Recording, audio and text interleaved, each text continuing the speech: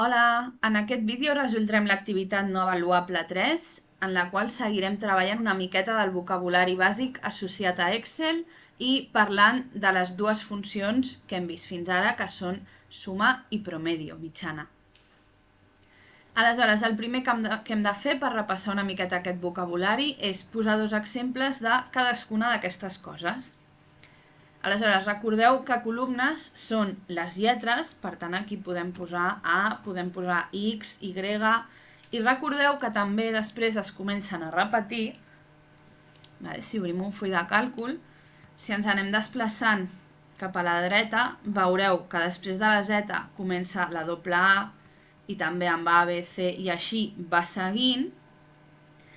I si volem veure quin és el final, el màxim de combinació de lletres que podríem posar, que és XFD, ho podem fer clicant la tecla Control i la tecla de moviment cap a la dreta, la fletxeta que hi ha al nostre teclat que indica cap a la dreta, a la vegada que Control, i ens porta cap aquí, cap al que seria com al final del full.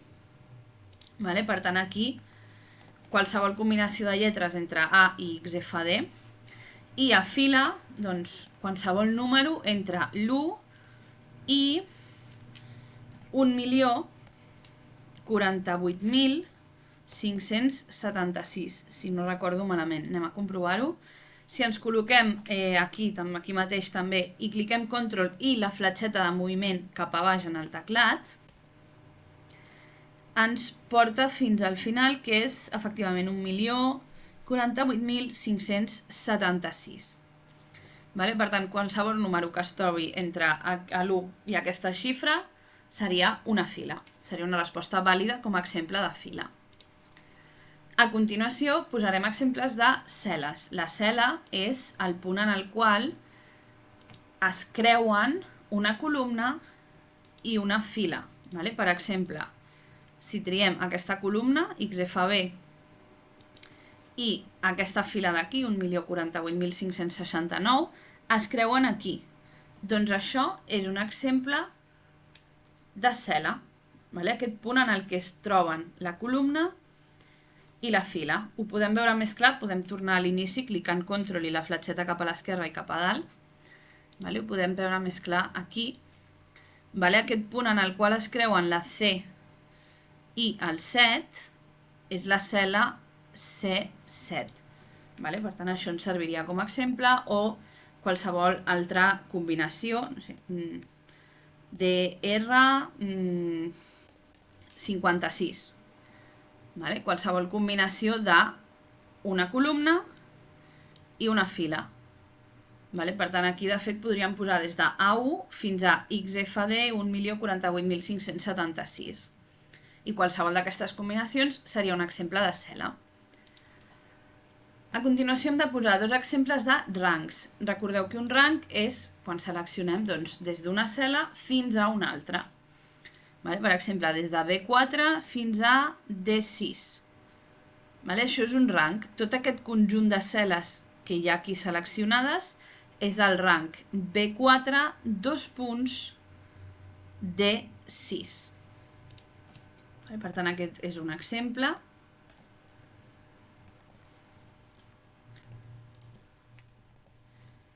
I així podríem posar-ne qualsevol altre. Per exemple, D10, G17.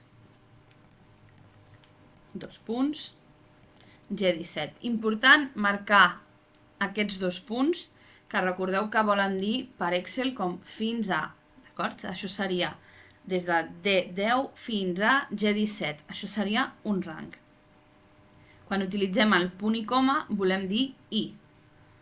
Per exemple, si poséssim B4 punt i coma D6, no estaríem parlant d'aquest rang, sinó que estaríem parlant d'aquestes dues cel·les. Si posem el punt i coma vol dir i, aquesta i aquesta, i si posem els dos punts sí que implica tot aquest rang, des de fins a. Exemple de fórmula. Doncs realment qualsevol en la que utilitzem un operador matemàtic, és a dir, igual 1 més 1 és un exemple vàlid de fórmula, i si fem igual i ho fem com esmentant cel·les, per exemple, doncs, B2 més N26 menys X50, això també és un exemple de fórmula. I exemples de funcions, de moment hem vist només suma i promedio, que és mitjana. Per tant, aquí podríem posar igual suma, obrir parèntesis i indicar un rang, com el que hem fet abans, per exemple, B4 2 punts D6, o podem posar igual promedio, o mitjana, si teniu l'Excel en català, o average, si el teniu en anglès. I aquí, per exemple, en comptes de posar tot un rang, podem posar doncs, B4 2 punts D6, que aquí implicaria que ens faria la mitjana entre la xifra que hi hagi en aquesta cel·la i en aquesta, mentre que aquí ens implicaria que sumarà totes les cel·les que hi hagin en aquest rang. D'aquí passem a obrir un document d'Excel, en aquest cas ja el tenia obert, i nomenar el llibre NA3 i el full Pixel Art. Nomenar el llibre, recordeu que el que hem de fer és crear-lo, guardar-lo. El nomenarem NA3 i en el meu cas trio l'escriptori com a ubicació. Realment el més recomanable seria guardar-ho al núvol i tenir activat l'autoguardado, l'únic que en aquest cas, com jo estic fent aquests vídeos només per ensenyar i després esborro tots aquests documents, doncs ho deixo a l'escriptori i ja em va bé, però molt recomanable, de fet, tenir-ho vinculat directament en el núvol. Per tant, ja li hem posat el nom NA3 al llibre i el full Pixel Art. Per tant, venim aquí, fem doble clic o botó dret i posarem Pixel Art i cliquem Intro. Ara se'ns demana que seguim aquestes indicacions, important en aquest ordre. El primer que farem és modificar l'amplada de la columna, o sigui, de totes les columnes en general, de la columna, en aquest full, a 2,4 punts. Per seleccionar totes les columnes i les files del full, el que farem és clicar aquí, a l'espai que hi ha entre la A i l'1, on hi ha com aquest triangle. Si cliquem, se'n selecciona tot. Aleshores, ara vindrem a la secció celdes, que si ho tenim a pantalla completa, aquí tenim la secció celdes dins aquesta cinta d'opcions de la pestanya Inicio. Clicarem a Formato i vindrem a Ancho de columna. I aquí posarem 2,4 i Aceptar o Intro. I ens ha quedat tot així com en quadradets. El següent que ens diu és que col·loquem el zoom a 160, que ho podem fer per aquí, escrivint aquí directament 160 i Aceptar o Intro. Una vegada ho tenim així, el que hem de fer és anar pintant algunes cel·les dels colors que se'ns indica. Això ens servirà per treballar els rangs i la diferència entre els dos punts i els punt i coma, ja que ho tenim així. Amplio una mica aquí perquè es vegi bé aquesta diferència que comento. D'acord? Aquí, per exemple, tenim de G3 fins a, perquè tenim els dos punts, I3, i les haurem de pintar de groc. Doncs venim aquí, des de G3 fins a I3, i aquí a la secció Fuente tenim aquest cubell de pintura que, com ja està en groc, simplement cliquem, en comptes de la fletxeta cliquem en el cubell mateix i ja se'ns pinta. Ara tenim I, per tant, d'aquí saltem a F4 fins a J5 i de F4 fins a J5 i pintem de groc. I de E6 fins a K7, de E6 fins a K7 i pintem. I de F8 a J8 i de F8 a J8. Ara pintarem de blau les cel·les G5 i I15. G5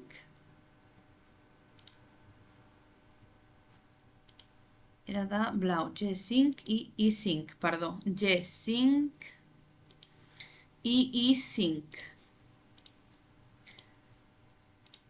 A continuació, de rosa F6 fins a J6, d'acord? Aquí era I, era aquesta G5 i aquesta, i I5, i aquí és F6 fins a J6. Aquí veiem clarament la diferència, per tant, ara fem F6 a J6 i pintem de color rosa. Com no el tenim aquí, vindrem a Más Colores i aquí triarem un color rosa.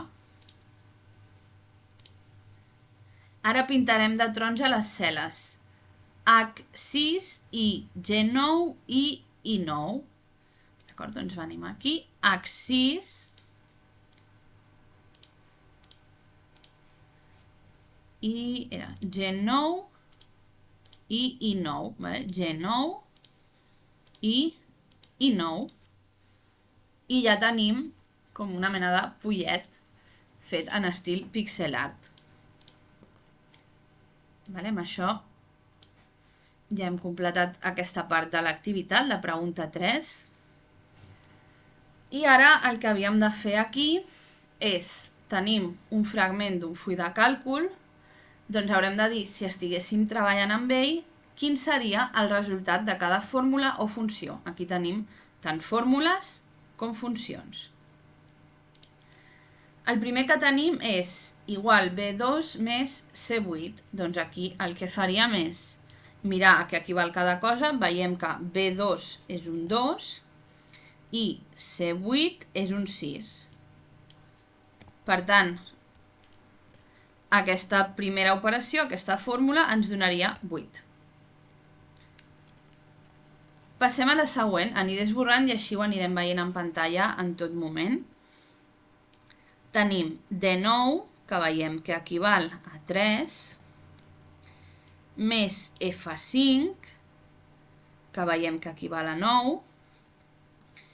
menys G3, que veiem que equival a 6. Per tant, 3 més 9, 12, menys 6, 6. Anem a la següent.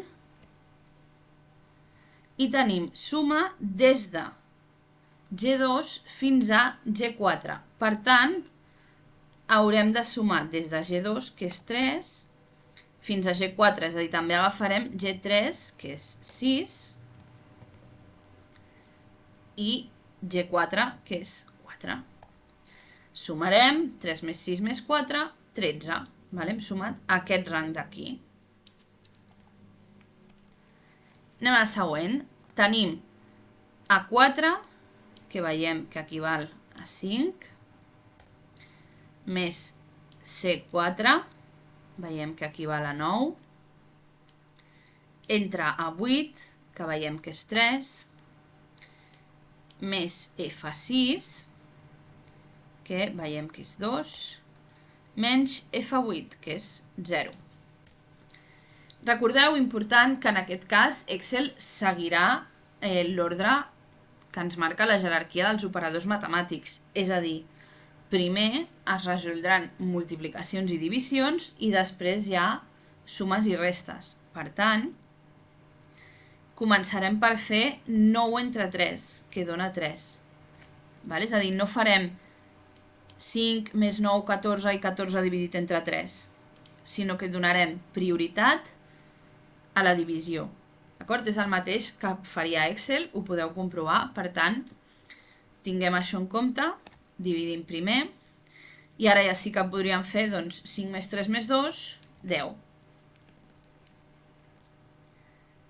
Anem a la següent. Tenim G3, que veiem que és 6, entre G2, veiem que és 3, C6, que és 5, per F3, que veiem que és 4, menys F6, que és 2.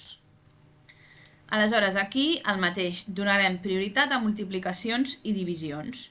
Per tant, farem primer 6 entre 3, que ens dona 2, I ara no farem 2 més 5, 7 per 4, sinó que farem 5 per 4, ens dona 20.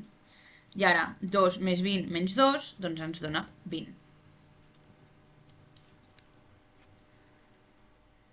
Aquí tenim un promedi, una mitjana. Recordeu que això vol dir que es sumen un conjunt de valors i es divideix entre el número de valors o xifres que hem sumat. És a dir, farem les xifres des de B2 a B5, d'acord? Que veiem que és 2, 1, 0 i 5. Vale? Són aquestes xifres d'aquí. Les sumarem, ho posem entre parèntesi perquè primer farem aquesta suma i el resultat el dividirem entre 4, perquè el que estem fent és sumar 1, 2, 3 i 4 xifres. Per tant, aquesta suma de 2 més 1 més 0 més 5 ens dona 8 i 8 dividit entre 4 ens dona 2. Per tant, la mitjana, el promedio d'aquestes cel·les, d'aquest rang d'aquí, és 2. A continuació tenim promedio i aquí tenim entre cel·les sueltes i algun rang. Primer tenim C1, que és 9. Després tenim des de D4 fins a D7, per tant, més 7, més 4, més 1, més 6. D'acord? Això és D4, 2 punts, D7. I E2, més 1, i G1, que és 2, i G6, que és 2 també. Aleshores, sumarem tots aquests valors.